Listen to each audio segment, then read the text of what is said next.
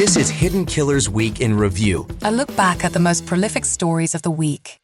This is The Big Breakdown, a long look back at some of the biggest stories we're covering for you at the Hidden Killers Podcast and True Crime Today. This is the Hidden Killers Podcast with Tony Brueski and continuing coverage of the case against Bryan Kohberger. He stalked them for months. He turned off his phone. He left behind just one thing, a knife sheath with DNA. The evidence, obviously, it is now public. The gag order is gone, and today we're breaking it all down with someone who knows exactly what those investigative steps look like on the inside. She's tracked killers, she's interrogated violent offenders, and she's here to walk us through how this case was built and what it tells us about Bryan Kohberger's mind. We're going to dig into this with FBI Special Agent retired Jennifer Coffindaffer as we pull back the curtain on Bryan Kohberger. And in this first area, now that we know that he surveilled them for all this time, Jennifer, the house over 20 times, studied criminology, and left almost no physical trace beyond the knife sheath, what does it tell us about him from a behavioral perspective when it comes to trying to pull off this crime and what he did and what he did not do? Well, Tony, what this really tells us is about how well orchestrated this was, how well planned this was, how well thought out, and how educated he was. Obviously, a PhD student. He has had so many criminal justice classes at some of the, finest criminal justice programs at DeSales and then also at Washington State University, which I think very much helped him in understanding what he needed to do to make sure he could pull off a crime.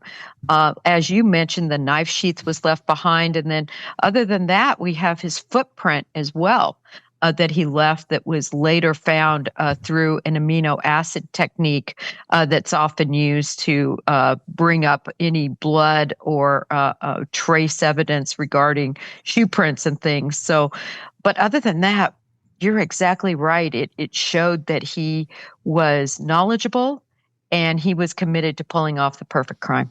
It shows that, obviously there was likely some obsession here that was going on for quite a bit of time leading up into this case. I think now we're all trying to figure out, okay, how long was this obsession? What kind of pre-planning was going on? And there's little drips of information that continue to come out. A lot of freedom of information requests have been put out. And in fact, the powers that be are slowly putting the pieces out there for us to see and to be revealed as to what they were looking at all this time. Some other pieces have continued to come out in various pieces of reporting. I was getting into the James Patterson and Vicky Ward book over the last week when I was gone in the airports. It's called the Idaho 4. There's some new reporting in there.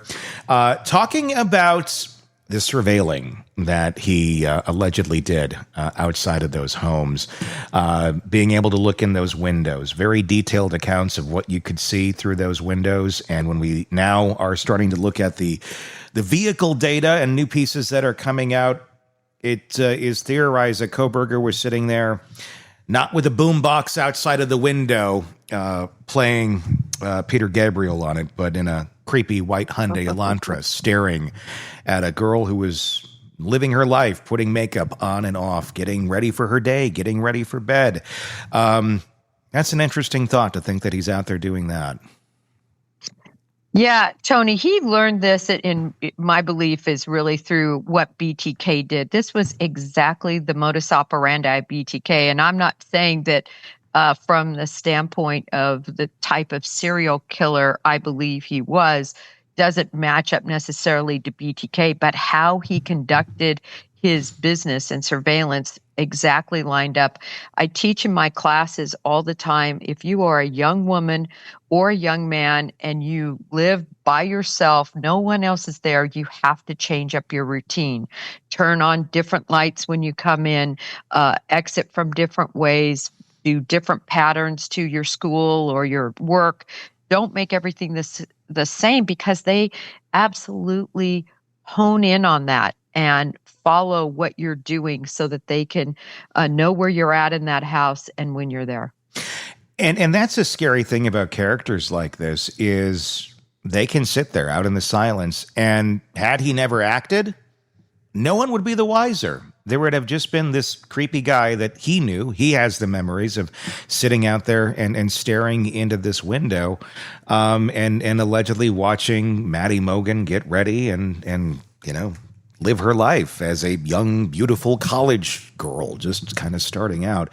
The fact that someone like this has no prior violent criminal record, is it odd that then escalated directly to this brutal 4-person homicide, or is there more to Bryan's story that just isn't on the record that we're going to slowly learn about it? Not saying necessarily out murdering other people, although there are questions, but more so this sort of stalking-ish behavior, this sort of just in the shadows, I'm there, you don't know about me, but if you did find me out, what I'd be doing would likely be borderline, at least criminal behavior in some way, shape, or form. Right. I think that it would be very interesting to see all his movements, not just to 1122 King Road area, but were there any other areas, either when he lived in Pennsylvania, when he lived in Idaho, any other possible targets that he just decided not to go for? Mm-hmm. In other words, would we see the same pattern in another neighborhood nearby or any place in Pennsylvania before he moved to Idaho? I would be very interested to see all of that, because I would be surprised if this was just the first go around. Certainly, I've always said I think it's the first go around pertaining to murder, but not burglary. I mean, I've always thought he could have possibly even dabbled in going in a house of somebody that he was interested in when they weren't there. So I think that there's a lot out there. But to your question, did he particularly target these people, and did he do anything else in the past? Again, I think it was limited to these surveillance moves. We are learning some new things. Some new allegations are out in that book, The Idaho 4, from James Patterson, from a family friend. And I don't have their name on top of me at this moment in time, but a family friend. It was a young child that he grew up with, and the mom and the parents realized that every time Bryan would come over, things would go missing.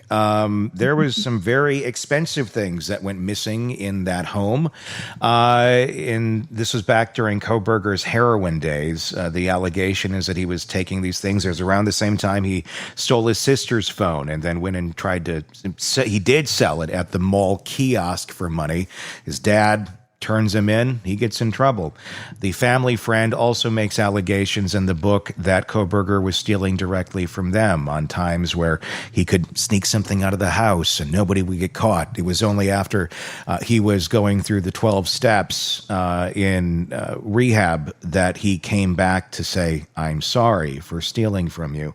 He had a very large history of stealthy, creepy behavior that went under the radar for years. I'm just wondering how that then manifested from stealing an iPhone or an iPad to your friend's mom's jewelry to let's go kill 4 people. Well, when you look at the motivation for those crimes, I believe it truly was money motivated to support his heroin addict or addiction. But this is what's unique about it. Look at who he targeted. People who he should love, his sister, friends, family. In other words, just again showing the lack of empathy on his part. The fact that he didn't care who he hurt and how close to them he was. So many people who become addicts and need money, they focus on strangers. They go into their homes and take and steal because they don't want to hurt the people they're closest to necessarily, because they have that empathy.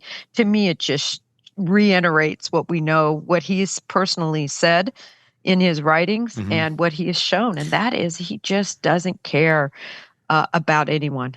Is that a sign when you're an investigator that maybe you're on the right path? When you take a look at someone and they have a pattern of basically victimizing people very close to them that they supposedly love, that they still are engaging in regular personal relationships with, but have a record of hurting them with seemingly no empathy, and no regret whatsoever, that maybe this person is capable of far worse if they're capable of that? Oh, absolutely. You look at that from a victimology standpoint. You look at that from trying to figure out who is sitting across the desk from you or who you are investigating as to whether they could have committed this crime. Tony, when you see people victimizing the people that they're closest to, you're dealing with a different animal than the ones that victimize outside their inner circle.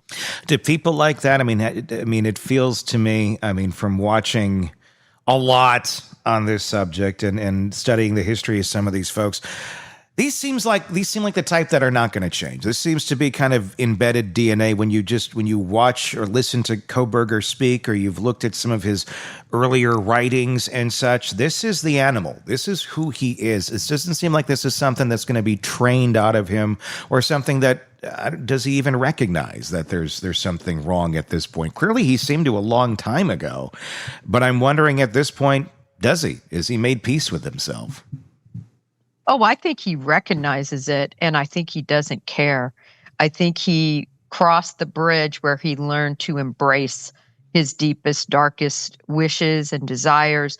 What came out in the through source information on the Dateline special was very interesting about how the pornography he liked. The pornography of young women who were asleep, who were drugged, so much in line with Ted Bundy.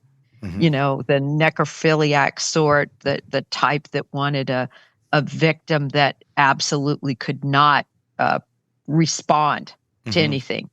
Same with Dahmer. Dahmer is a similar type of the victim that they wanted to attack. It's really gross, and certainly he knew how dark he was, I think.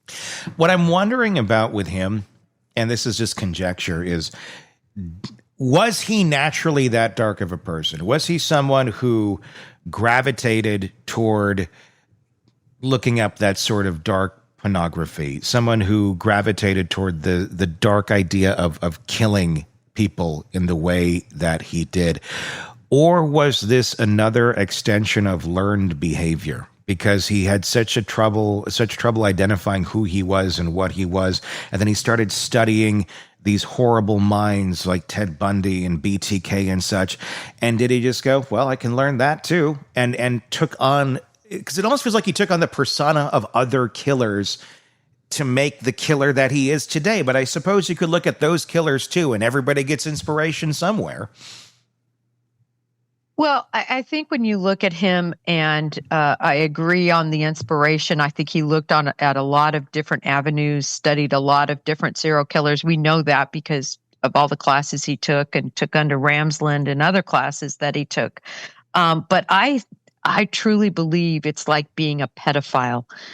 No one just wakes up and becomes a pedophile later. They become a pedophile, I think, because of something deep and dark that's within them that sexually arouses them. And at the end of the day, the biggest thing I think to denote is this was a sexually motivated crime that he did. Did he get to act out? No, because Kaylee was in bed with Maddie and it surprised him. And Xana was up. And all the things that just went wrong in the visualization of what he thought was going to happen that night, it all turned south for him. But this was sexually motivated, Tony, and this is something that I believe you're born with, so to speak. Some, desire like that. Either you have it or you don't.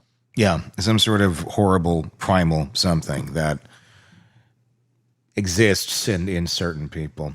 Let's talk about the investigation a bit. This is an interesting one. This is one where they didn't sit down and question him. What do you know about this? It was an immediate arrest. Once they knew at least who they thought was their guy early on, they came in and broke the door down at his parents' house in Pennsylvania.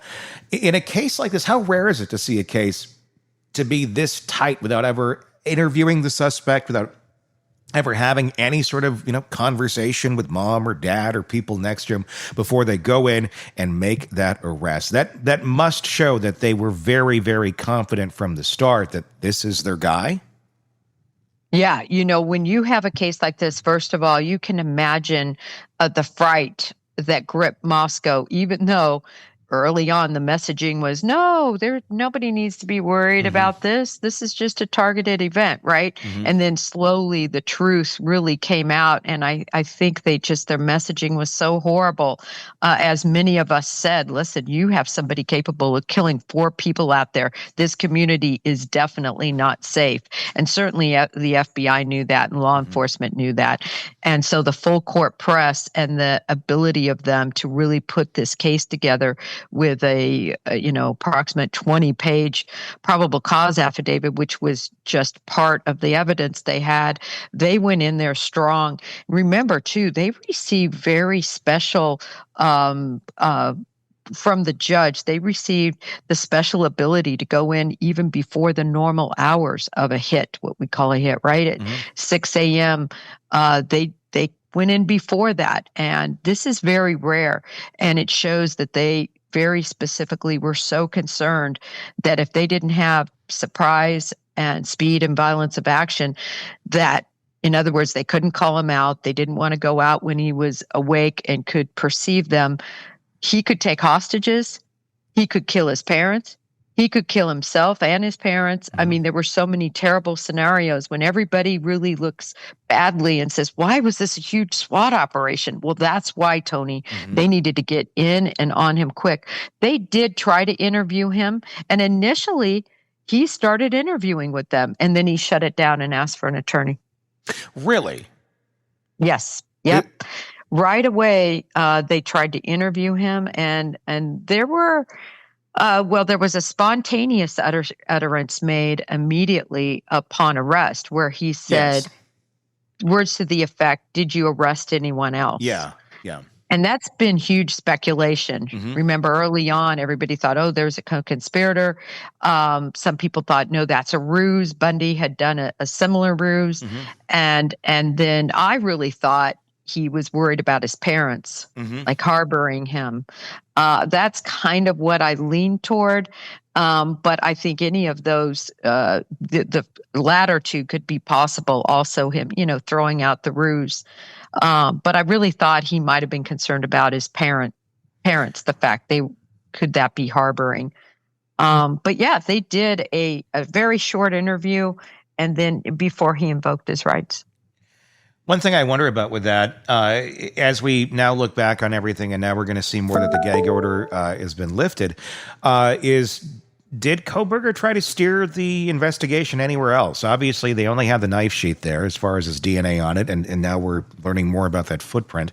But other than that, there wasn't a lot to go on from the beginning. And the fact that he's asking, was there anyone else, it does make you wonder a little bit. Did he have the foresight in this to try and point them in another direction? Obviously, he was trying to do that a bit, if in fact that was Papa Roger.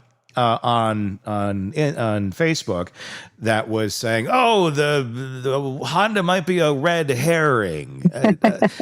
Was that a little too late to the game to try and steer the ship, or I wonder if there was other things that were there that I don't want to say were missed, but were picked up, and the investigator said, "Yeah, that's not evidence. That's somebody that's trying to steer us somewhere else." Well, the Papa Roger, right? I mean, certainly if that was him, he was trying to lead and brag and be grandiose and, just like BTK did. And just like many others have been done, Zodiac and many others, they love to be able to taunt and to just revel in what they've done, only not been caught for. So the Papa Roger always made a lot of sense to me, but we'll see. Still we don't really have that answer. I think we're going to get the answer. I don't think that's something that they would withhold the metadata concerning the IP address for that. At one point, I know that source reporting from within side, was that definitely it was Papa. But since then, there's been other, posts that have come out that many sleuths have said, see, this is Papa again.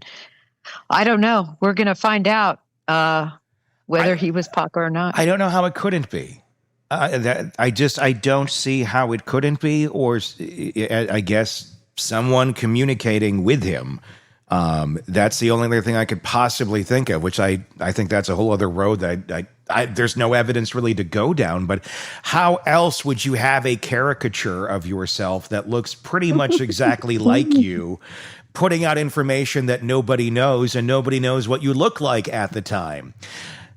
That just, I don't know. It just seems to defy any sort of logic that it could have been anyone other than Kohberger.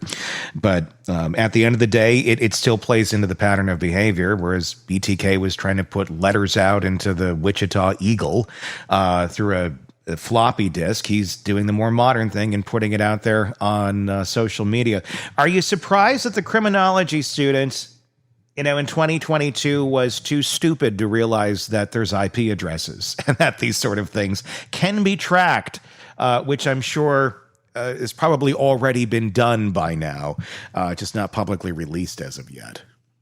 Well, am I surprised? No, I just think he thought he would never get caught. There's always this delusion of grandeur that these criminals have. Mm-hmm. They really do believe they're the smartest guy in the room and that they have their tracks covered and that nobody's going to catch them.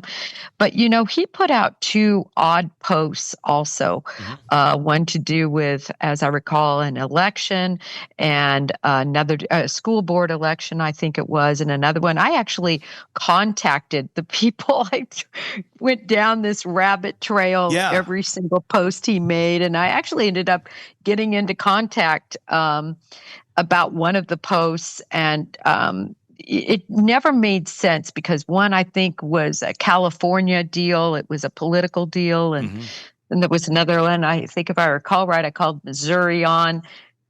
So there were some weird posts that Papa sent out at the same time that really made no sense. So was that an attempt to divert into other directions?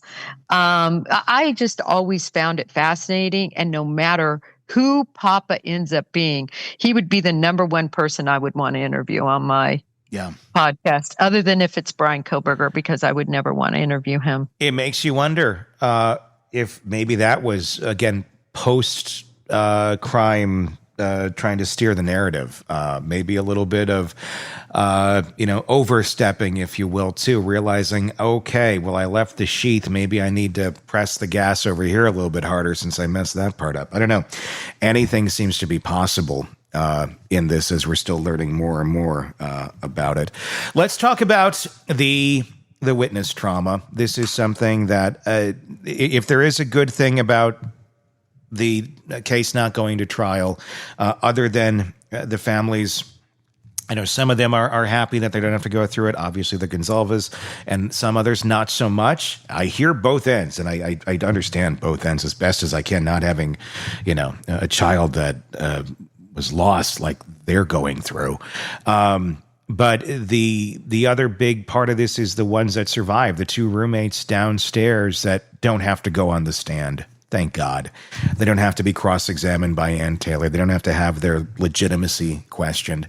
But you still have folks out there, and I think it's dying down. I hope it continues to die down, but there's always a big thing. What's going on with them? Why were they not calling 911? They're texting, I'm really confused, I'm freaking out. In real time, we're learning about all that, and we've learned in great detail about the accounts as to what went on that night, both in Howard Bloom's book and also in the James Patterson when it goes into great detail. How did the FBI look at that initially? I mean, that is, I guess on the surface, a little bizarre. If you got two people in the house that are not dead and everybody else is, you're going to wonder. But they obviously have a way of sorting out trauma and fact from fiction, and strange behavior from traumatic behavior, and behavior of someone who's just gone through one of the worst moments of their life. How was it that they walked so quickly into saying these girls have absolutely nothing to do with this when we look back on it? Well, anytime you have a murder investigation, you start from within. You start in the smallest circle of people who are associated with your victims. So in this case, of course, the roommates are about as close as you can get because they were approximately close and they were emotionally close and they had a relationship with them. So you have to start breaking down, interview them, and then you corroborate what they say. Well, this was easy, or not corroborate one way or the other, right? Either what they said makes sense or it doesn't from the independent facts. And in this case, it was easy because they had the cell phone information, they had the texting information. They were easily able to corroborate where these girls were in the house, what they were doing. They had all that information. So it was clear to them that they weren't involved in a murder at that time. There was no blood evidence leading to them, no DNA evidence. I mean, these girls hadn't covered up anything. Yeah. And so thankfully, one of the things in speaking of messaging that department did, Moscow, they were brilliant in putting out, these people are off the list. Mm-hmm. Leave them alone. They are not our suspects. And in so many times, in so many cases, we don't see that happening. Like the Sebastian Rogers case, just put out, no, they're not being considered anymore, whoever it might be, whether grandparents, people, whatever. And in this case, they did a great job because they saw what was happening. They saw the social media running wild and accusing all of these people of this murder. I mean, we even saw a professor that was accused of, and thankfully that social media person was indicted for that. So that's how they were able to do it, Tony. And you always start within, and it became very clear that the inner circle wasn't responsible, that this was a stranger type offense. That became clear really very early on. We live in a weird world with social media right now, and how anyone can almost say anything without a whole lot of repercussions. And it can be insanely damaging. We've seen it in this, and we've seen it in many other cases as well. And it's new territory where we have YouTube, where we have Facebook, where we have Twitter, we have TikTok, everything. It's all out there. And some of them are new, some of them are not. But in the big scheme of things, we're talking things that have existed really for 10, 15 years at the most, many of them less than that.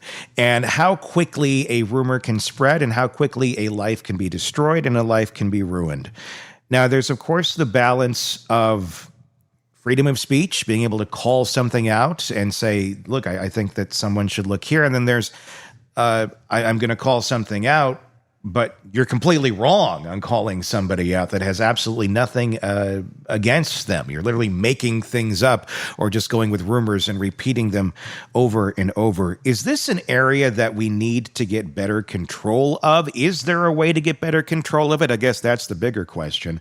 When you have these sort of things going on, because I mean, these kids' lives were turned upside down with the internet trolling and sleuthing, if you will, that wanted to go down the road of blaming these young girls and even some others. But it takes a long time, and it takes some money if you're going to try and go after them in a court of law. I mean, there are slander laws out there, but are they? Do we need to re-examine some of this when it comes to accusing folks of crimes publicly?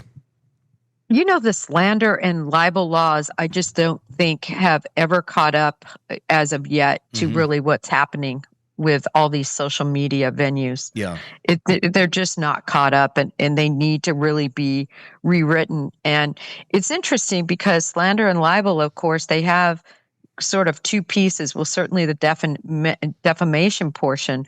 You also have to prove that the person actually has had negativity happen to them, right? In other words, that something bad has happened as a result of the slander. In other words, did somebody lose their job? Did somebody get falsely arrested?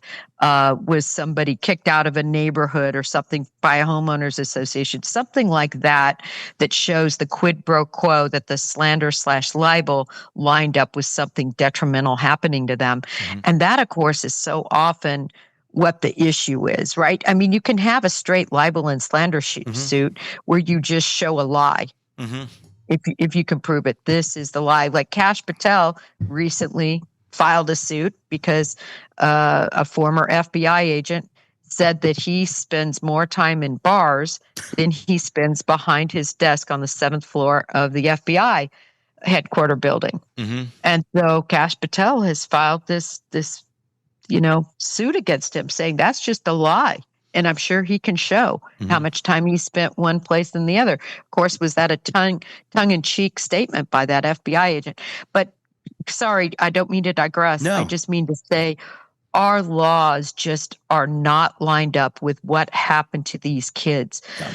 For somebody who followed this from moment one, they went after Jack, the boyfriend of Kaylee Gonzalez, hard. I remember saying, "Oh my gosh, if this is the evidence you're going to use, you would never make it as any sort of investigator if this is what your, the stronghold of your case is." Yeah. Because she called him in the morning. Those of us who have been young ladies and had a crush or maybe on a breakup, and you have some cocktails and you love call your interest ad nauseum. That doesn't mean he killed you. Yeah.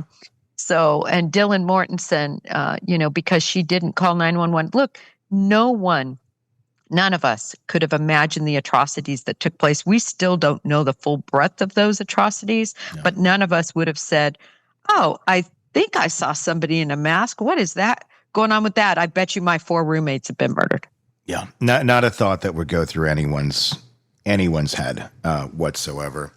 Let's talk about maybe now. Yeah, maybe now, maybe Tony. now, and also maybe now too. And I don't know. I don't know what this is. This has been something I've always done through my entire life. Lock your doors. Just lock your doors. I don't care where you live. I don't care how big a city, how small a city, how safe a town. It's just kittens that live outside of your home and nothing else. Lock your door. And I know their lock was broken and they're college kids and they don't think about it.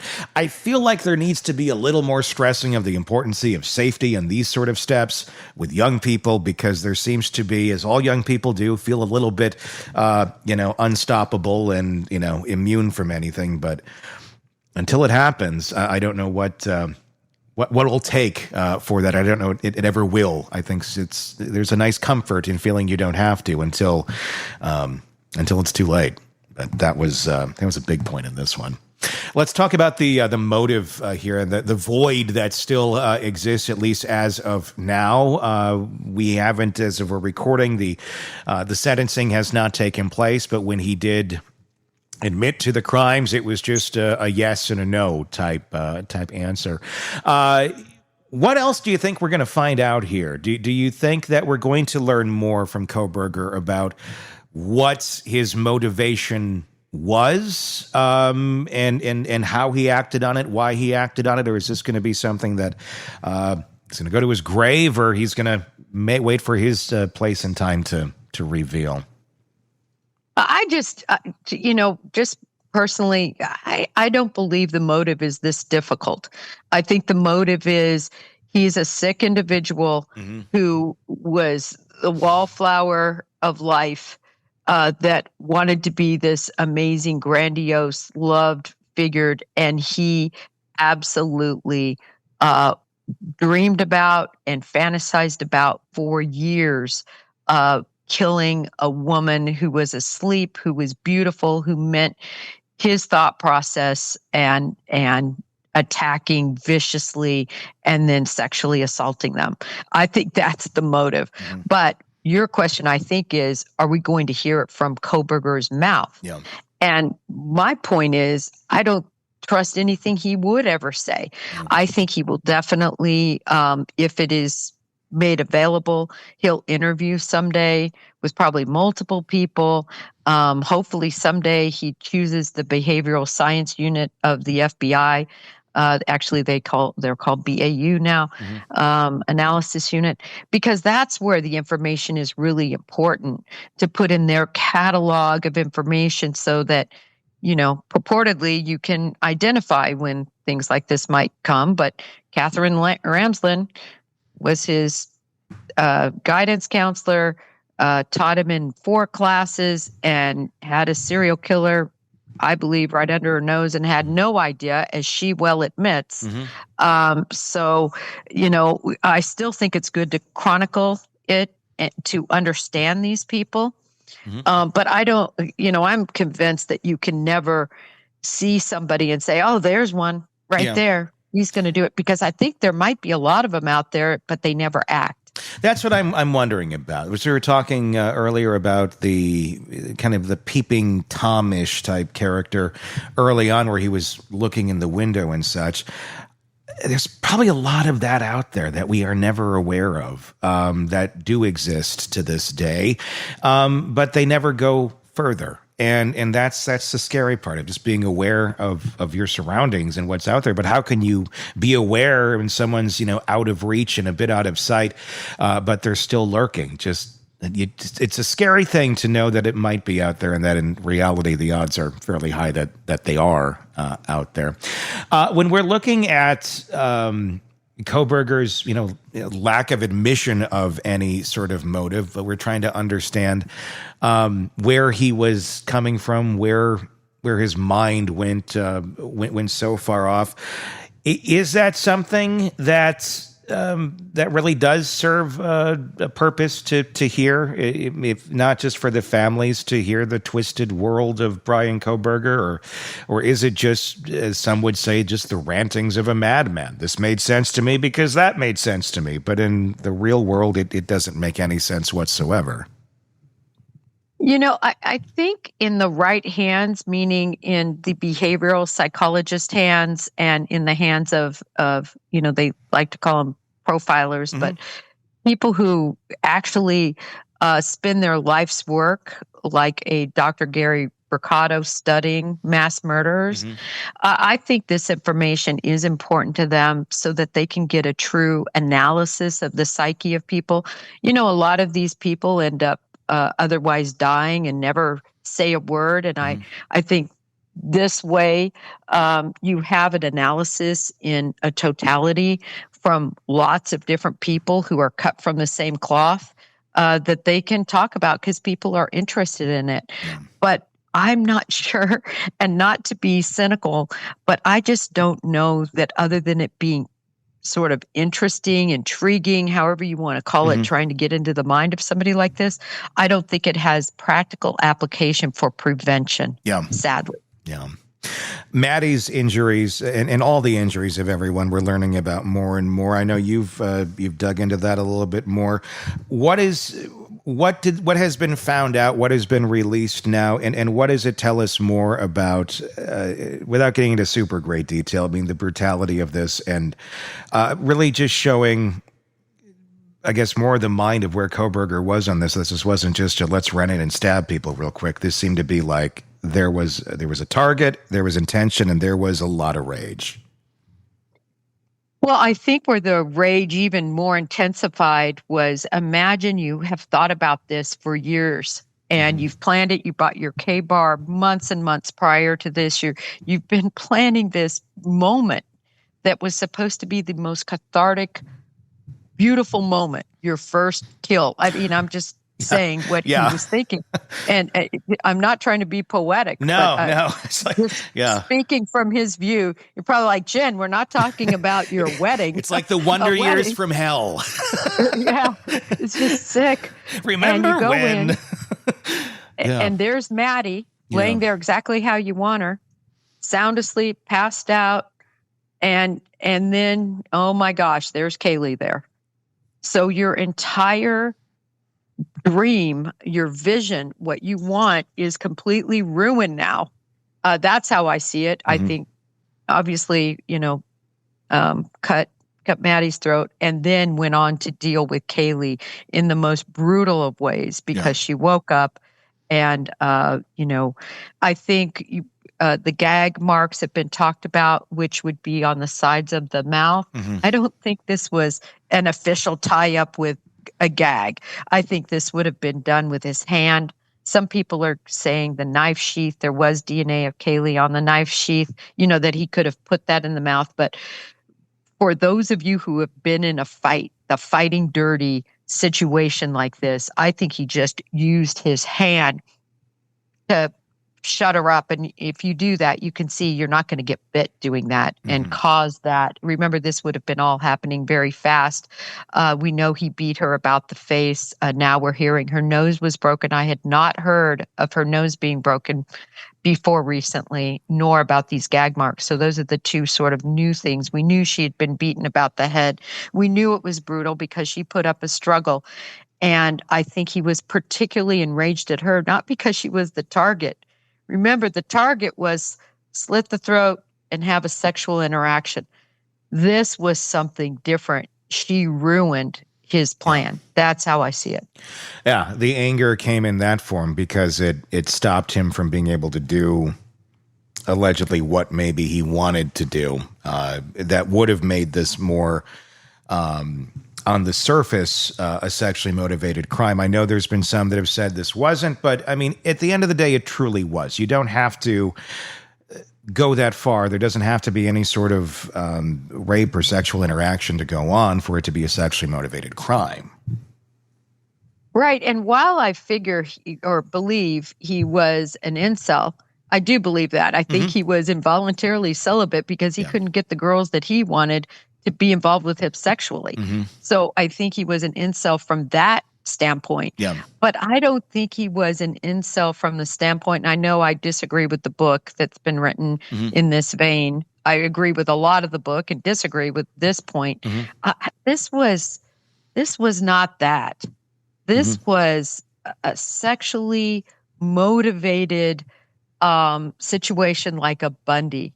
That's how I see it. I've always seen it that way.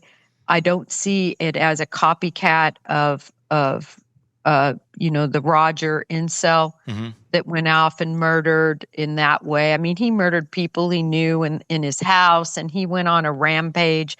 That was not this. This was a stealth, well planned out, horrible, vicious attack of a fledgling serial killer. Had it just been the one, and this is just speculation, had he just got the one person that he was targeting and got out of there, I wonder if we'd be talking about him today. I wonder if he would have gotten away with it. I wonder if, because there was the others there, that is, the crux of this. That was the downfall that he didn't see coming. And I also do wonder if walking out of that house that day, knowing he killed 4 people, if that empowered him mentally as well. If because he walked out with far more than he was expecting. I'm wondering if that gave him more of the gusto to become, if he was in fact the Papa Roger, the taunting and that sort of stuff. If he thought he was really, too big for his britches, as I guess my mother would have said in 1985, after walking out of there. What do you think? Well, 2 things. First of all, I completely agree with you. I think it was the tussling and the rampage situation with Kaylee that caused that knife sheath to dislodge. He had to have had it secured on his person in some way, either in his pocket, if he had the coveralls on and then underneath had the other outfit, or if he had regular pants, which is a possibility. We don't know. We're going to find out. If he had that secured in there. Again, you always want your knife sheath handy. Typically, you don't want it on your belt because it's hard to draw.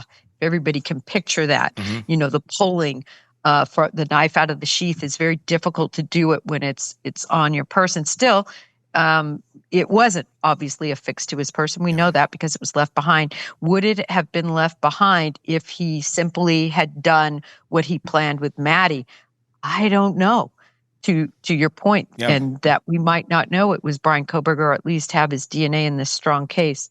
So I agree with you. That knife sheath was the ticket to a conviction. What are you waiting to see come out? What are you most curious about that has not yet, as of our recording, been released? I want to know about other possible victims that he had planned. And I think that they have a lot of that from the standpoint of other surveillance. I really am curious to see if what I suspect is true, and that is that there were other 1122 King roads. He focused on that one, and that's the one he went with. But if there were any others out there, any other people that, wow, they didn't know how close they were to this. I want to know about that shoe print. I've always wondered if that Van shoe was his shoe. I want to know what size it was. I think he was size 13, if I recall correctly. Don't hold me to that. It could have even been a 15, but I've posted on the shoe size. So I think they know if it was that large size of shoe. I want to know, I really want to see the interviews of both Bethany and Dylan, the detail of it all. I mean, we have such snippets. They interviewed them multiple times, and those are going to be long, long 302s. Yeah. I would love to see all that information. I want to see the FD 302 of Bryan Kohberger that was began and ended. I want to see the exact video surveillance entirety of exactly pinpointing where he was, where he parked, where they have him. I know they might not have it precisely, but they're going to have it pretty close. I want to see the different bandages. I want to learn sort of from him in terms of the true how he planned this and exactly what he did to get there. Well, here we are, the end of the week of the sentencing of Bryan Kohberger, and we have more questions because more information has come out. And there, of course, was the sentencing itself, which was very interesting, very emotional. I mean, that whole thing ran the gamut of emotions. Here to discuss the sentencing, and here also to discuss some of the new pieces that we've learned since things have been unsealed. Robin Dreeke, retired FBI special agent, chief of the counterintelligence behavioral analysis program, and also author of this book, Unbreakable Alliances. Go get it wherever books are sold. I have a library on the front of my desk now of your books, of Siobhan's books, and I just, I know. You're so kind. We mentioned so many books on our show, too, because it's not just what we take in the world around us, but in order to gain, knowledge, background, and context, we have to keep consuming other information. You do. So, You do. and just like we consumed Howard Bloom's book voraciously when the night comes falling about the case, and then also I'm just finishing up James Patterson's book. Yes. Which is a different take. I know it's not where we started the show, but it is a different take. It's more of a story because James Patterson's a storyteller. He's did the editing, I think, for the writer.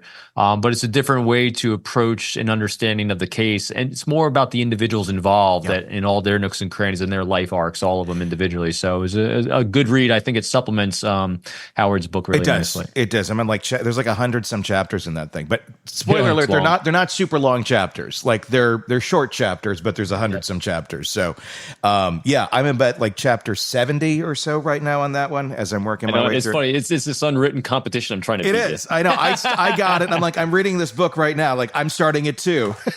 Yep. As he's on the plane flying back and like, no, I'm going to beat you. I was listening to it in the airport. I was talking to my family and had one ear in with the book. Yeah, I remember you said you're on chapter 50. It's like, I got it moving. Yep. There you go. So let's talk about the actual sentencing the other day. We were on together for a bit. And then eventually it did wrap up with everybody giving their parts, and the star of the day, I think, not that anybody should be a star of this, but the one who I think made the most impact and the most not only impact to everyone out there watching, but to Kohberger most importantly, and to herself being able to get this out off of her chest, for lack of a better term, Olivia Gonzalez out there. And you see where it came from once the whole family talked. It's like, oh, I get where they learned this. It was powerful. What was your thoughts on that, and just how she eviscerated him, and how do you think it read to Kohberger? Like you, Tony, I'm watching this live with you, and I've watched victim witness statements before, and it started out exactly like I thought it was going to. Gut-wrenching with the roommates, with the people that love those beautiful children in their lives. It started with Kohberger sitting there stone-faced, just unimpacted by anything, right? And then the Gonzalez's got up there, and when the dad turned the podium towards him directly, and then, like you said, when Olivia got up there and completely eviscerated him, and that's the only word that can come to mind, because I think what they did as a family, and they've been on a tear since the beginning of this, and they've been very open and vocal about it, and Olivia as well. Patterson's book talks about her quite well, about what she was doing on the Facebook groups and pages and stuff. They did such a deep dive on not to tell the story of what they lost, but to make his life miserable as possible. And I mean, when you're listening to not just Olivia, but her dad, the mom, and just all these people involved, you can see, and I've never seen this before, that they're going to spend the rest of their lives both living and making his a living hell as much as they can. It was profound is what it was. I've never been inspired by victim witness statements before. I was inspired listening because they knew how to hit him. It's like, I think they must have had consultants that they talked to about how to make an impact with a psychopath, because really that's what they did. You know, they didn't say, woe is me. They didn't say, I mean, she just went at him as a human being. I have no idea. I mean, if she wrote that herself, I mean, it was wonderfully written. But I'm not trying to downplay her performance by any means. It was amazing. But I do wonder if ChatGPT was involved. Just a hair. I mean, and I would use it because it helps you craft what you're wanting to say in the most impactful way possible. And I could see like that would have been very helpful in that sort of case to really just. I mean, it was precision strikes directly at Kohberger's psyche. And now the second part of what you said, Tony, how it landed with him. Yeah. Hard to tell. You know, he is predictably unresponsive, unemotional and everything. But if we're going to project onto him what we are theorizing him in high levels of psychopathy, again, not licensed clinicians, no testing done, whatnot, but the words that she used to diminish his academic prowess, to attack him as a man, to attack him in all these different areas, because the only thing that motivates someone that has high levels of psychopathy, as we've said numerous times, is a sense of grandiosity and superiority. And that's what she attacked. Very, very, like you said, precision strikes on absolutely everything. It wasn't the woe is me. I mean, you can almost see him. Boy, you can't see it because he didn't give anything. But when all the other victim statements were so emotionally delivered, and gosh, they were so powerful, and you could almost think that someone like him was probably just eating that up because he's just that horrible. But then when she came in there and flipped that script, I don't want to say she victimized him because he's not a victim, but she made him feel like a victim. She put him in his place. Yeah. 100%. I've never seen that before. It's quite done so well. So if she did use ChatGPT, good. I don't care what. Good. I don't care how she did it, but whatever she did, damn. I mean, that was amazing. What she did. Many people, many family members, people in the courtroom noted, even Olivia noted, she said to Bryan Enton of News Nation that he was clenching his jaw and he might have forgotten to blink. Others noticed the same thing, specifically when Olivia was addressing him.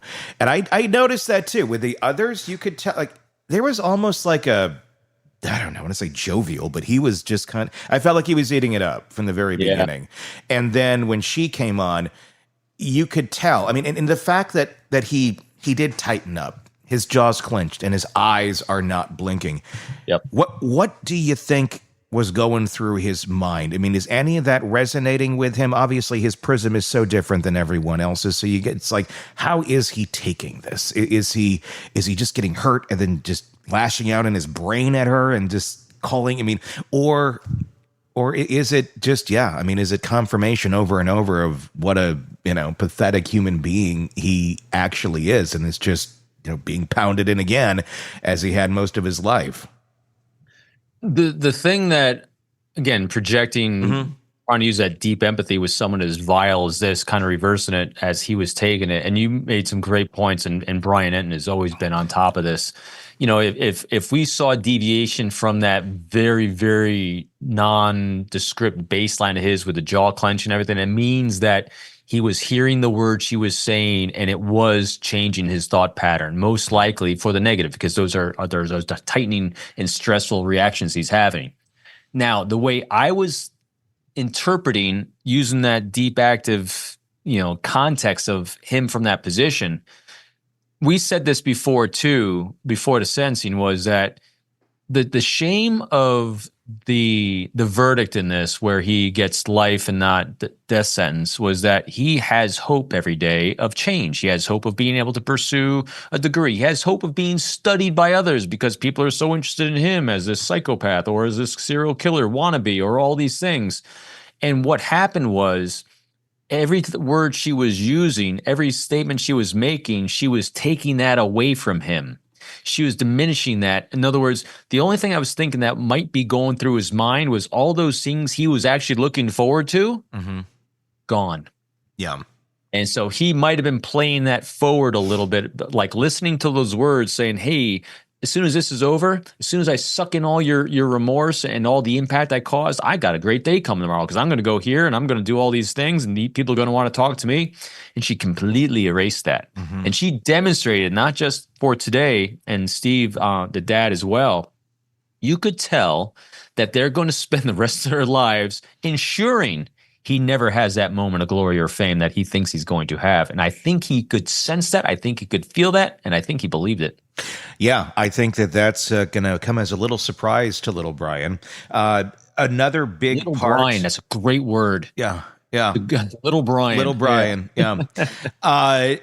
Another big part of it, Steve Gonzalez was up there, and we talked about it very briefly during that break, but I want to expand on it more. There was a lot of people who were calling for prison justice in the victim impact. I've never seen it that many times in a row. Everything from sodomizing him to killing him behind bars. And it came up a lot from a lot of people.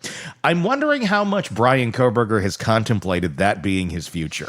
Or if he thinks he's just going to be back there, writing a book and taking interviews and all of that. I wonder if he's considered, you are going to eventually have to interact with people here. They will put you into Gen Pop at some point in time, and there's a big target on your head.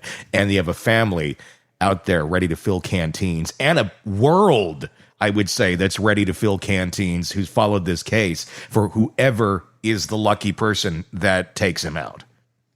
That's a great question because it resonated with me as well. Matter of fact, it's because we do so much true crime and because you can look at your search, things that you put in Google and everything.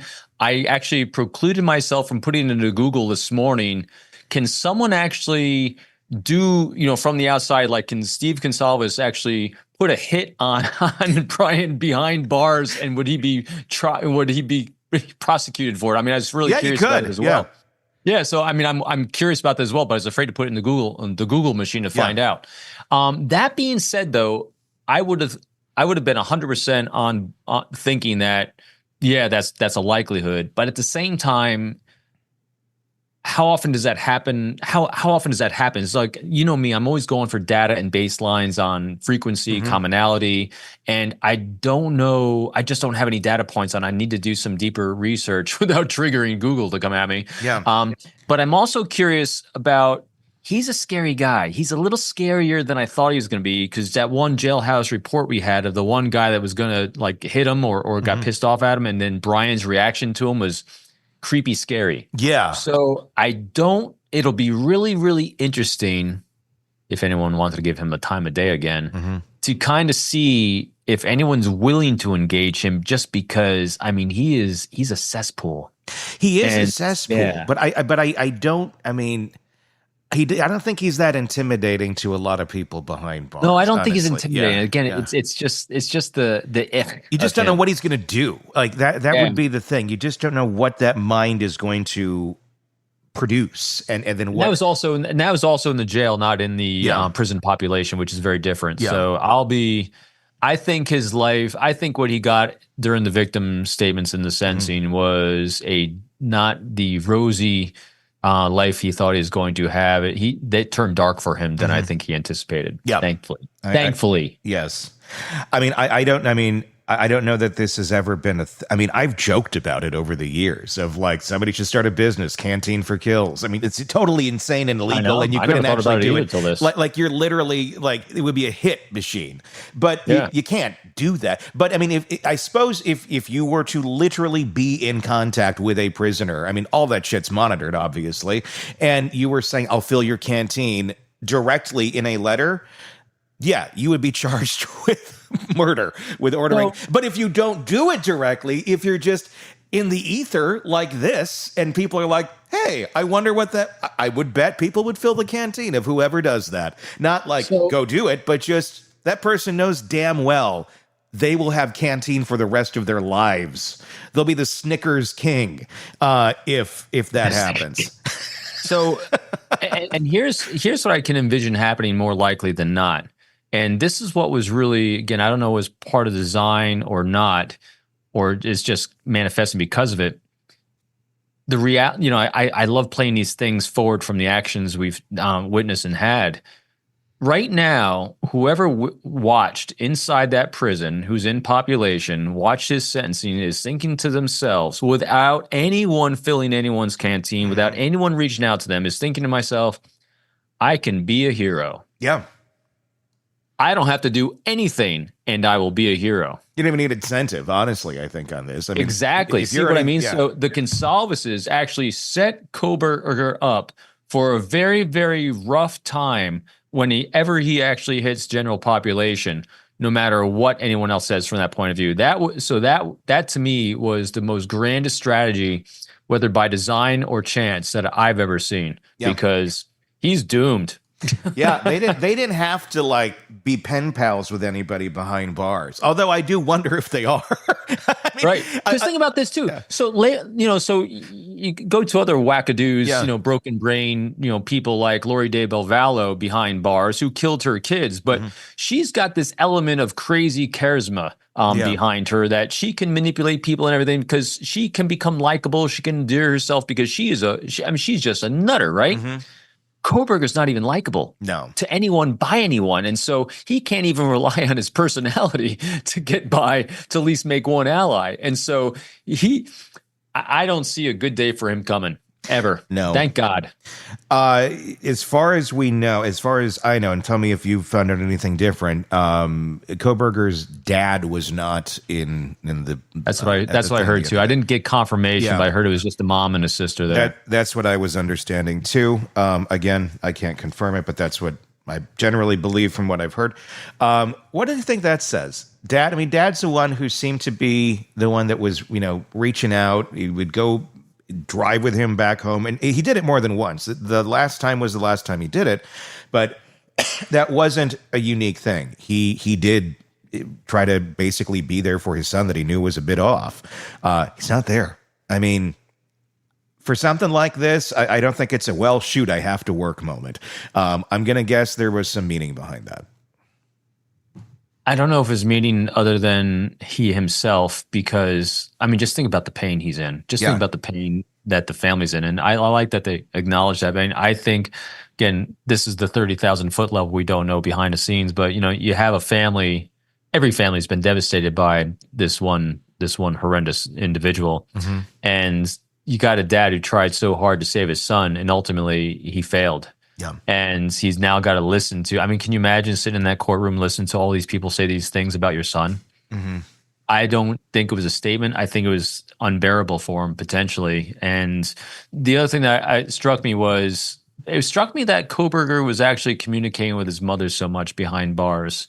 You really start wondering, what are they communicating? Because I thought about that a lot. What do you say to a son who's admitted to doing these horrendous things?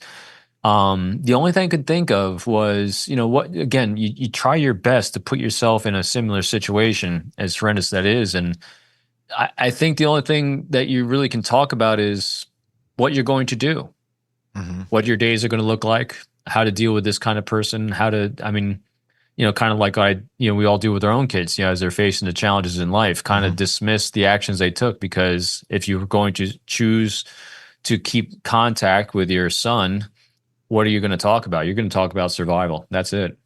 And I guess it is very much a personal decision for them, but I don't know that I could if I were in their shoes. I don't know either. I think I would be, don't know. you're done. I'm like, you're dead to me. I mean, That's why it's really weird the mother was in so much contact. yeah, that's what makes it weird. I mean, it's like, why? Like, what you're there for your little boy who did these horrible, horrendous things, and he's a monster. He can barely communicate as it is. And he's really no longer who he was as your little boy. I mean, the only stupid analogy I have in my head is, Chucky. the Star Wars analogy. Yeah, that. But I'm thinking Star Wars. I'm thinking little Anakin Skywalker all of a sudden turns into Darth Vader and he's dead to everyone. I mean, he's, the person he was gone because he chose this dark path. And I think the same thing here. Yeah. It's hard. It's hard, it's horrendous to say, but to a family member, he's dead. I don't know that there's any benefit to the living to be in contact with Bryan Kohberger. Even if it's your kid, your brother, whatever it may be. I don't see how that is a positive thing in anyone's life whatsoever. I would feel like they're dead. They are clearly not human, not on a level that one could communicate with any benefit. I feel like you'd be feeding the monster in any way, shape, or form, giving him any sort of little bit of positivity in their day of allowing, mom to talk to him. Like, I don't know. I mean, I would want to, I would like to be waiting for him to die. I think she's feeding the monster. I think you hit it right on the head, and that's a shame. Again, it's pure conjecture. We have no idea what they are talking about, but you feel for her, but don't feed that monster, man, because he's not your little boy. I'm wondering how much those jail calls are similar to the ones of Stefan Stearns, the guy who killed Matty Soto. Those jailhouse calls are out there. We've played them before. And dad is a more pragmatic one, not necessarily getting into the emotions of it, but I think pretty much knowing his son is a monster. But mom is the one who seems a bit more in denial about the whole thing. I have no idea what those conversations are like now that he's admitted to all of these things and taken the plea. But I do wonder. I don't know. There's a line, I think, at some point where it's like, I'll be there for you no matter what. Not this. Not this. You slaughter 4 people and you have zero empathy or remorse about it. I mean, and not just that.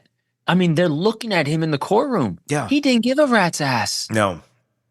I mean, where do you as a parent? Where do you even make the connection? I mean, I don't even. The hardest part for me to understand during this whole thing, believe it or not, was. And I'm not doubting it because Howard Bloom's got a great insight to this and other people have a great insight too.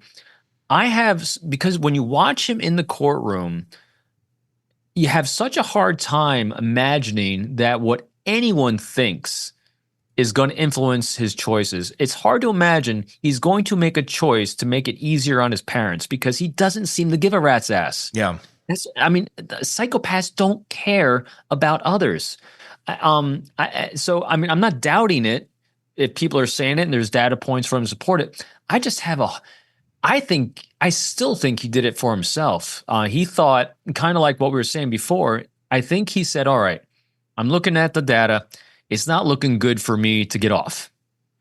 So the best thing I can do is, hey, let's create this new future for myself. Mm-hmm. Where I'm going to be this, I'm going to be studied, I'm going to write a book, I'm going to do all these great things, and I still have something to look forward to because I didn't care about the world anyway.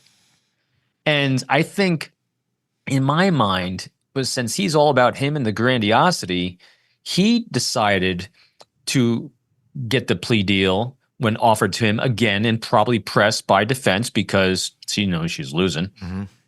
Less so than I did it for mom. I mean, does he look like the type of guy that you'd say, I did it for mom? No. See, that's to me. I mean, the data doesn't support it. I mean, he's me. Make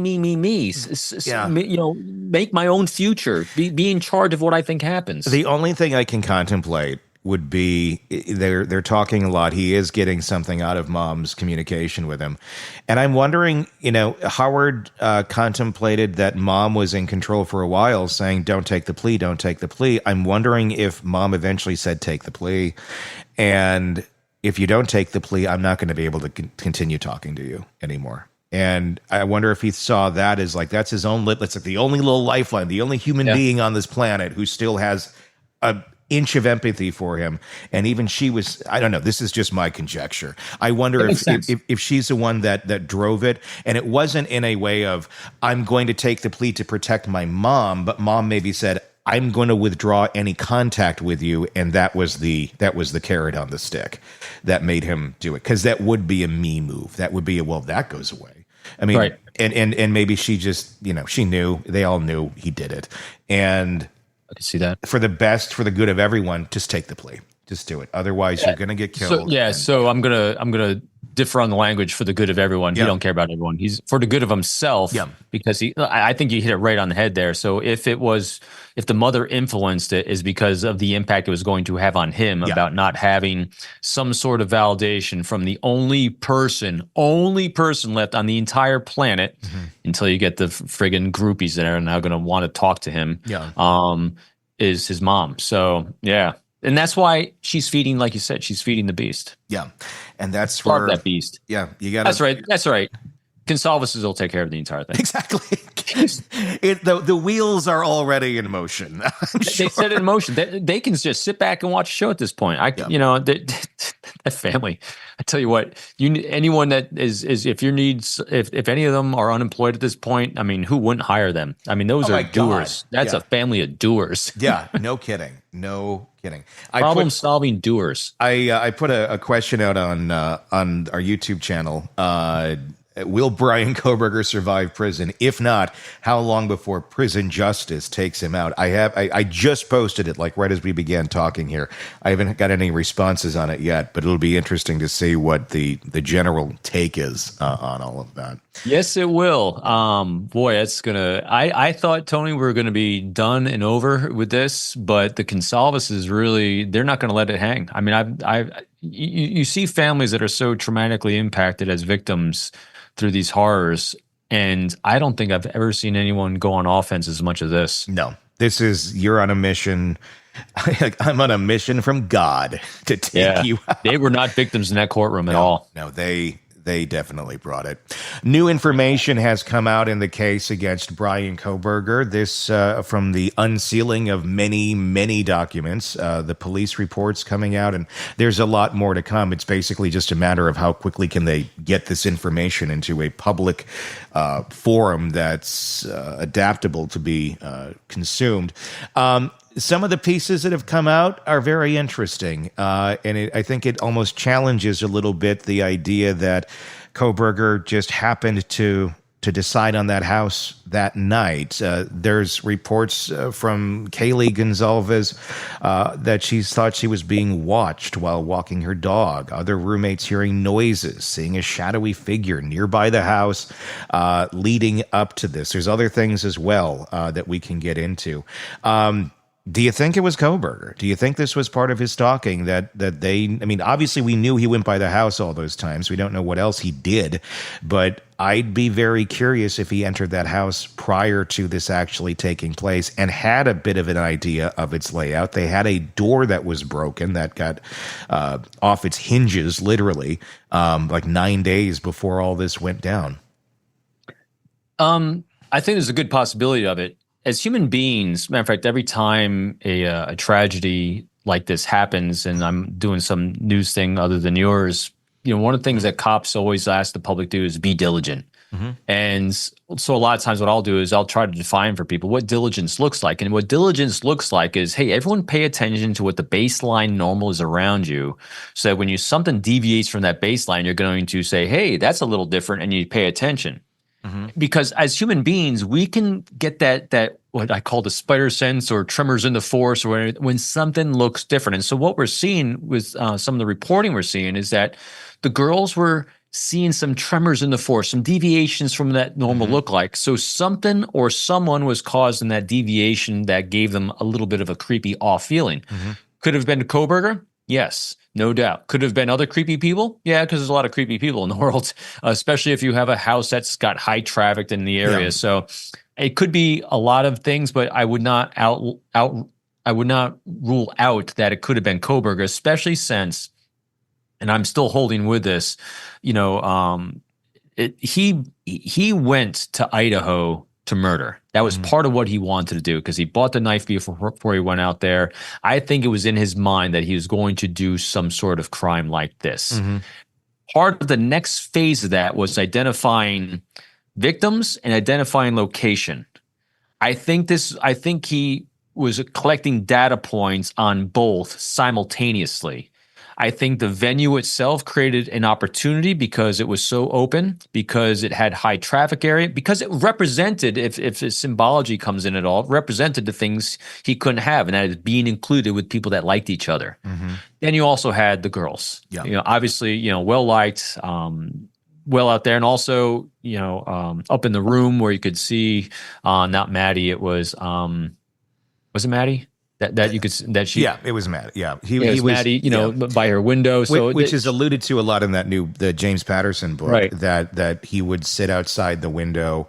This is the conjecture of Patterson, that he would sit outside that window and watch her, and I believe it. That makes total sense. It also makes more sense too, of this amping up in behavior where he finally did go into the house, where we don't have anything. There's no evidence that he was on social media following them or anything. One would think at this day and age, that, if you got a thing for the girl, and obviously it's more than a thing, this was obsessive stalking, but if you're the obsessive stalker, you'd be on their social media. You'd be looking at the pictures of them. I guess one could say, maybe he was, and it was just erased, and he wasn't necessarily following. There may have been that. There's ways I'm sure one could do that and it really never show up in a history. So I would wonder if that existed, but he certainly wasn't following them. But I think it was more physicality for Kohberger. I think that looking in that window, that old way of being creepy, old school creep rather than new school creep online. He was following that, and he's sitting there and he's watching and he's fantasizing every day. And this is how he's consuming that fantasy of his. And then at one point it breaks, and he has to go in. He has to do something. But it does make me wonder, was this planned for that night, or was this someday when the moment's right, when it strikes, I'm going to strike? And I wonder if this just happened to be the night that he just couldn't hold it back and chose to go in, and then is utterly shocked that there's all these other people in there. Or I'm assuming he thought Xana was sleeping, and I don't think he anticipated Kaylee being there. Right. And I think that plays out a bit, too, in what we've later learned now about the brutality of all of this. Yeah, and the brutality of it really kind of struck me as well, when we were trying to identify this arc of his, because the one thing I wasn't really seeing until we've seen some deeper dives and some releases is that arc. And Howard alluded to it as well, and his arc is the rage arc. Yeah. And even though he didn't do anything as violent as this, there was a rage arc. And so here's my conjecture. He went out there with the intention of, I'm going to eventually do this because I want to experience this because of the emotional need and whatever whatever he wanted to do to impress people, all that we've talked about. But I think as he's going through and being that teaching assistant, and it's ramping up, that anger and rage is ramping up because he's not being recognized. He's being, turned in for being creepy. He's getting counseled. He's almost being thrown out of the program. It kind of reached that crescendo as he's already stalking this area because he's identified the house. He's identified people in the house. And then all of a sudden we have this snap moment. He's like, his anger and rage bubbled over. So he then was ready to start executing, and this is the execution. That's why the brutality, especially with the first victim, 70 stab wounds? It's up there. It's high. That is rage, pure, unadulterated rage. And so it's got to come from somewhere, and that was the escalation. It was a rage escalation, I think, was probably coming from his time as being a teaching assistant, and also just being lambasted and sucking at that. Well, and sucking at this too. Literally, yeah. I think my guess is he went in thinking he was going to get to Maddie, and there's going to be an essay, and he was going to kill her. Or I don't even know, maybe not even kill, maybe just that and get out and be masked and get away. But he gets confronted by all of these other people. And even the plan he had gets screwed up.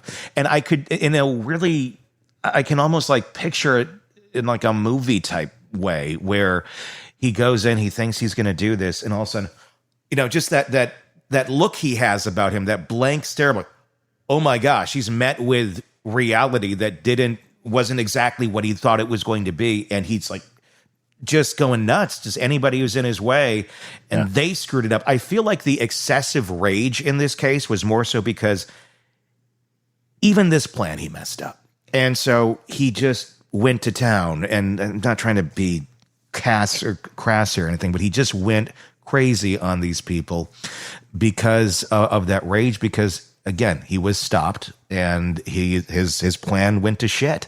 And why is that? Because these people were there, not because he shouldn't be in this house doing what he's doing, but because they got in his way. There's no other explanation, really. And from the very beginning, I remember, when we started covering this together 3 years ago, the first thing that struck me, and it's held true throughout this, is that he planned this as if this was a final in high school, and he's a student, and he's going to execute this, and his supreme arrogance was his undoing the entire time, because he failed this exam, and he could not. This guy, thankfully, could not innovate. Yeah, he could not take something new, take a new data, and as much as he thinks he's so smart and great, as Olivia was saying, he's a horrible student. He's the worst student there possibly is, because he didn't learn a thing outside of the stovepipe of what he thought reality was. And he thought this stovepipe in which he saw the world was it, and he's completely right, and everyone else is an idiot. Yeah. Which, as tragic as this is, I still think had he been a better student, he would not have made the mistakes, and this might have continued to go on. Oh, we also learned how sloppy he was as well. There's Tinder messages out there now, and this would have been big as evidence had this gone to court, connected to Kohberger, where allegedly he's mentioning K-bar knives and dark fantasies of like, what's the worst way to die? Like people talk about on Tinder. And doing it on that Facebook page as well. What on earth? This is just how screwed up his mind is in terms of like, oh yeah, go on Tinder. People are looking for that. They're looking to find a partner. They're looking to hook up. They're not looking to chat about K-bar knives and the worst way to die. But Kohberger thinks that's going to be the calling card to get some. Here's something I hadn't thought of before, but when you're talking about that on Tinder, it really made me think that there was some time ago, I actually looked up the stats on this, and it's true. And here's what true. I don't remember the exact numbers, but the number of people and by gender that are into true crime, it's vastly dominant on the female side. Females are definitely much more into true crime stories and stories like this than males definitely are. And I really wonder if part of his motivation was that. How so? Maybe trying to, so he's kind of talking on these forums. He's on the Facebook page that was created around this case, and Tinder, and he's on these forums trying to share his expertise and get these thoughts and opinions. And who's he interacting with for predominantly on these sites? Women. Yeah. Well, because look at his attorney team. I mean, I didn't know that he had a whole lot of choice in that matter, but yeah, he's. I thought it was funny. I'm on the way out on the conjecture thing on that one, but it's just since you brought up Tinder on it and what he was posting, it's like, it's the only time I'm thinking about it. It's the only time where he's actually having an interaction with a female that actually might have been halfway interested in the things he was saying. Yeah, I mean, it's interesting because he has this rage for women, and he's being represented by all women. Who did not look happy in the courtroom with him at sentencing. Oh my God, that there was like Ann Kohberger used to be, or not Ann Kohberger, Ann Taylor. I know, I always forget her name. Ann Taylor.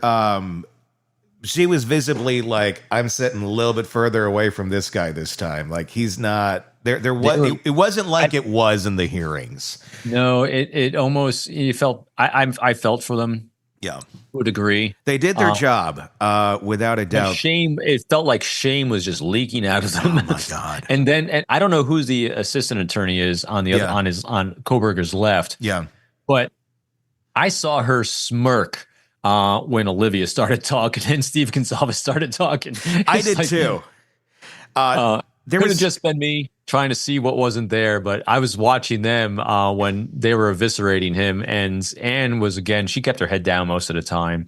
I thought I got a little nod or two out of Anne when Olivia was letting him have it. Like, Yeah, especially but, when they were definitely- talking about like prison justice. I swear to I could be wrong. I was watching it, in real time, and I think I saw a little bit of, please take him off this planet. Oh, it was really good. Because, I can't imagine, like, I asked Bob Motta this the other day, defense attorney. I said, Bob, what is she thinking right now in that courtroom from a defense attorney standpoint? And he said, here, I know exactly what she's thinking.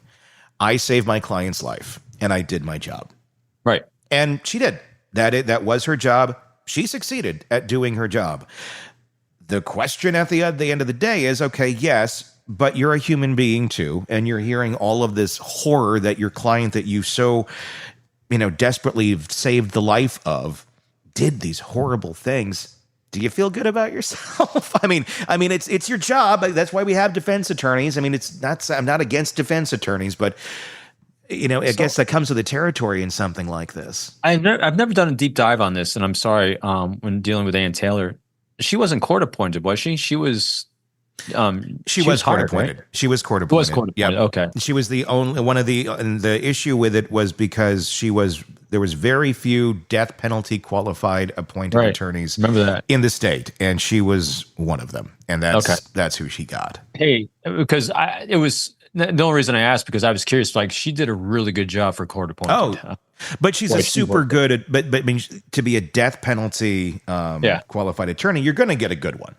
It's not a speeding or a petty crime or something. So you're getting a hard job for her, huh? Yeah, you get the best of the best there. But yeah, I would feel, I don't know. I would think I'd be bathing in Purell for days after all of that, because it was just so extreme. You definitely got to believe in the law more than you believe in people, I guess.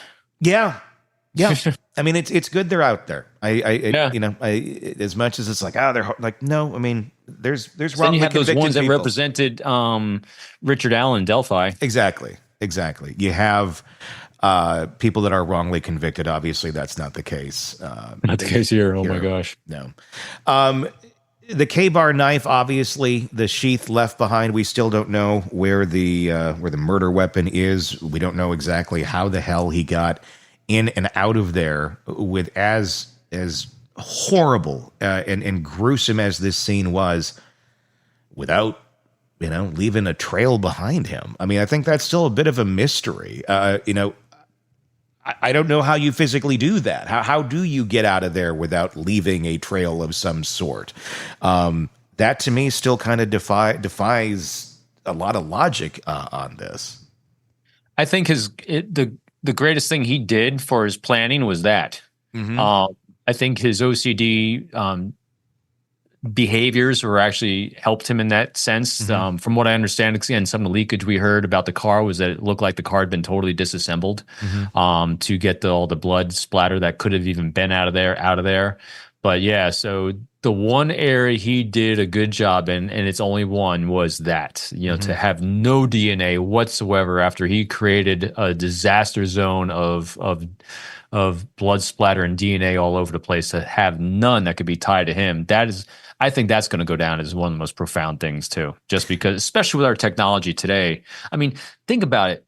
We were able to get a minor, I think it was a thumbprint, like half of a thumbprint, not a thumbprint itself, but the DNA off a snap of a knife sheath that was under a bloody body, to be able to tie it to the dad to go back to him. Yet they could find not a molecule of any of the victims anywhere on him, his car, his apartment, or anything. That's remarkable. And they didn't find it. I do wonder if it was there, because there's a couple things I look at in this case and go, you mean the knife? Not the knife, just in general. Like, was there more evidence that was missed in the investigation itself? The house got torn down. I do wonder, because there are elements to this that they've come out and said, well, this is that. One of those specifically being the Papa Roger online persona, and they said, no, that was not him. We have concluded that was. They said it wasn't him. Really, they said it wasn't him. I don't believe that. I don't believe it either. I don't. I don't. Then you didn't look hard enough, I think is the answer to that question. You didn't look hard enough because there's no way in hell someone had a online picture that looks just like Bryan Kohberger releasing information that no one else has knowledge of publicly before. No, it was him. How else would this have happened? How else would you, if it was a different picture, sure, maybe so you could have some nutcase out there just spewing stuff and it just happened to be right. You don't have some nutcase spewing it and having the picture of Kohberger. And so here's, even when you're looking at these online forums, and there's a lot of noise because there's a lot of people on them that were doing it. The thing in that case too, with the Papa Roger thing is, so people are generally commenting on the same thing. So you're going to get a wave of statements, of theories, and all these things that are waving like this. And then you have only one person that spikes up like this with the things they're saying, like, you got to pay attention to that one because that one's different. What is making that one person different in the things they're saying? Because there's a spike, because you have a normal behavior of all these other people, but you have one spike. Now, if there's like 3 to 5 to 10 other people saying the same thing, maybe. But one, that's, again, laws of probability. I'm always going on probabilities. So the probability of that actually having been him is higher than it not being him. I mean, look at this. And I know, I remember when that photo came out. And the damn name, Roger. It's a nod to Elliot Roger. I know. Of course it's him. And that's when I saw that it's not him. Look harder. Yeah. So what else did we not look hard enough at, too, is my question. If that you believe is not him. And why do you believe it's not him? What was the thing that brought you to that conclusion? Was it an IP address? Was it, can you definitively tell me who it was then? Or can they definitively say off the record, we know it was this person? I mean, I don't buy that one. I know Coffin Daffer posted about it because she was big on it. She was probably the biggest person on it forever. And I'm actually talking to her this afternoon. I'm curious to get her thoughts. But she had tweeted about it saying, okay, it wasn't him. I was wrong. I don't think she was wrong. I just... Again, let's just look at data. Yeah. Let's look at the data points. It was Papa... what the hell's the name again? Roger. Papa Roger from what I understand, he was the only one that came out with these theories about the knife and all these things and started out of everyone. And started steering people away when they were talking about the Elantra, things that were like solid of like how to find him. No, that's a red herring. He steered people. But it's one person. See, that's when you got a spike. It's one person. I have a hard time steering away from one person. So here's what you do. Mm-hmm. So now I'm in law enforcement and I got a spike like that. That's where we focus all resources and guns on that one. Mm-hmm. And you flush that out until you are 100% convinced that that's not the person. And you can then explain it, with whether it's in the moment where, at the time or in the documents that we should be getting now. So with the gag order lifted, one thing they should be able to do, if it was indeed not him, is show you exactly what they did to say it wasn't him. Yeah. I mean, you have to name the name of who it is, obviously, but why? It's not just, it wasn't him. Why? How was that not him? Because right. I have very little faith in other cases that you're not going to be able to recognize people like this if you're thinking that this is not him. And so if it's not him, how come the person that actually is, with all the notoriety they could have for being so spot on, how come they haven't come forward? Exactly. Well, and this too. I mean, the man was obsessed with being other people because he was such a shitty human being himself. I mean, that's the thing. I mean, American Psycho, we called that right away with the picture of him, this one with the shower. It's in the shower. I mean, it was a breadcrumb. It's also a self-made trophy. It is. And it was him trying to be elusive. I mean, he didn't know the picture was ever going to get out. That was for him to look at and go, ha, ha, ha. But if anyone ever did find it, yes, it's a nod to Psycho. It's a nod to American Psycho with the getup. It's a nod to Norman Bates. It's a nod to the thumbs up Bundy. I mean, it's all this. And yes, and there's Papa fucking Roger. So it's him. I mean, this was his propensity to do this, and he probably still will do this from behind bars. There's going to be more of him trying to emulate other people. I think he's going to go down BTK's road a bit, and really try to communicate and have some sort of dialogue with people. I think so. Part of what I think one of the reasons he took that plea deal is because he saw he could be another BTK from behind bars. Exactly. The problem is, BTK is a lot smarter, he's a lot smoother, and he's a lot more congenial. Yeah. I mean, literally, as horrendous as BTK is, he's a more likable guy than Kohberger. Yeah. And so Kohberger's. So what I envision Kohberger trying to do is BTK-like things, and he's going to fumble the ball. And that's the thing with this too, and that's a good point. This kid has always fumbled the ball on everything always. he has. So what is there to study about Bryan Kohberger at the end of the day? Honest to God. I mean, I get Just like Olivia said, he's nothing but a wannabe. He is.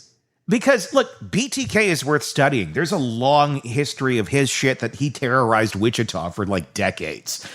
Ted Bundy's worth studying. All these people who had a lot of reps, who got away with it over and over and over again and manipulated people over and over again, they are worth studying. Kohberger didn't manipulate anybody. Kohberger was an idiot. Oh my God, it just struck me because all these other people, like BTK, Ted Bundy, and all that, they were original. Yes. He's not.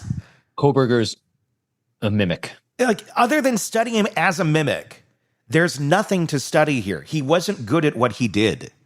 All right. He wasn't. He sucked at being everyone else. Yes, he sucked at being himself, and he sucked at being everyone else. Yeah. He just everything. And it's because of the way his mind works. I just don't know what there is to study here. And I'm glad there are people like Catherine Ramsland out there who I'm sure will hopefully, get to do a little insight on this. And I hope they take the judge's lead on him, who says, "Hey, study him, but don't release it. Use it in academic circles and things like that, but give him no notoriety." It's going to be out there. It'll be a book. We know that's going to happen. But I just don't know that there's any depth here. It was a very perplexing case to watch. It was outrageous of what he did, but he ain't no Ted Bundy. He's not BTK. He's a student. He got away with it for a short period of time, like less than a month, and then he left a ton of evidence. Failed wannabe. Yeah, I mean, because it wasn't just the knife sheath and the DNA as being the linchpin. We're learning now there's a lot of other stuff that they were going to bring out. The car had him nailed really good. Yeah. The cell phone data had him nailed really good. I mean, because again, he operated in such a stovepipe for someone that we're theorizing was planning on murdering people for such a long time. And we've said this before, people shouldn't, what they're failing at is they're planning the murder and how to cover their tracks of the murder. They're not learning how to cover their tracks of the planning of the murder. No, he's not this elusive enigma that I think. He's not smart. No, he's not. He's blinders completely. And that's what his biggest downfall is. He had dumb luck about cleaning up his mess of blood. Mm-hmm. He was good at that. His OCD served him well there. And that's the only thing he did good. Yeah, he screwed up throwing his trash away. He screwed up. His alibi. No alibi. It was funny. Even the Facebook page, reading James Patterson's book about them kind of poking at who leaves a knife sheath behind. Who doesn't have it at least on their belt? I mean, how? Like, would you carry a knife in the knife sheath? I mean, what the hell is it not doing on your belt? What? Like, why is the sheath off of you? Why is it off there? Yeah. And then Papa George's or Giorgio. Papa Giorgio. His Vegas vacation. I know. Papa Giorgio. Papa Giorgio's response was that, "Well, you're going to walk in there with the knife unsheathed." He was so stupid he wasn't even getting the point. No. Moron. Jail records. This has been interesting to learn about what's been going on behind bars. Reporting he's obsessively washing his hands dozens of times a day, taking extended 45-minute showers. I didn't know you could take extended 45-minute showers in prison. Like, hey, you might not want to do that after a while. It might not be a good thing. I think it'd be like get in, get out. But he's doing that. There's also reports that he has a very bizarre sleeping schedule, more reminiscent of Dracula Dracula than a human being. Sleeping during the day, staying up at night, all night, and it's disturbing to the other inmates because it's like, what the hell is this guy doing? Obviously, and also asking to speak to a priest immediately after being arrested. With some of these new things that we're learning about his behavior behind bars, what do you make of it as a behavioral expert? I still think it's just a case of real broken brain.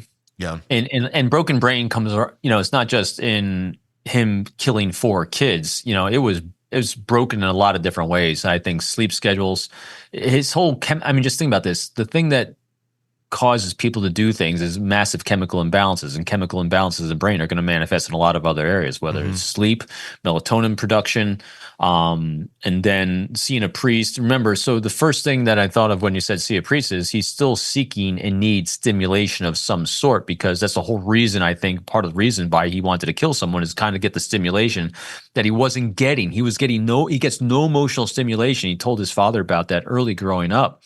And so I think he's doing his best to try to keep doing something to trigger some sort of emotional response someplace in his brain. And maybe seeing a priest was going to be his way of doing it.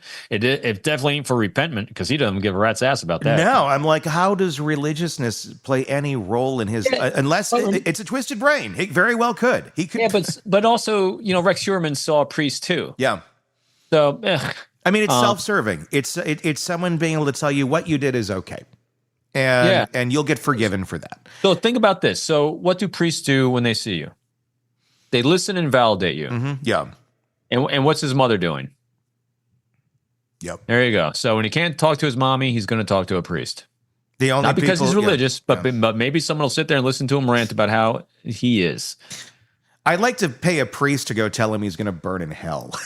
like have the priest go and just like Olivia Gonzalez. I want it to be like that, where he thinks he's going to get a nice little church time, and it's like the church lady on crack. Bring Martin Short in there as the church lady. You're going to hell. Yeah. It's sad we're laughing about it, but I think he just that. It's because of the Gonzalez's. They really did a good job of helping us all deal with this. They really did, because they helped all of us go on offense with him in a much more profound way than I ever thought anyone could ever do that. I've never, because look what we're doing. We're laughing at him. We are. I mean, in there you had. Yeah, I mean, it's so pathetic once you look, and once we're learning more and more about all this too. It's like, holy shit. So think about how awesome this is, and how those Gonzalez family did this. Had we only listened to the heart-wrenching, amazing, profound stories of the impact of the survivors, of the other roommates, and all the family members, we'd be sitting here most likely talking about them, the people that were lost, the impact, and what a horrible human being he is. Meanwhile, we're riffing off of what the Gonzalez's gave us about what a pathetic human being he is. Yeah. And so it's enabled people like you and me and the rest of the world to poke fun at the piece of crap of a human being that he is. And he's going to get nothing but that for the rest of his life. Good. Yeah. I hope you found us on your iPad, Bryan. Yes. Wouldn't that be great?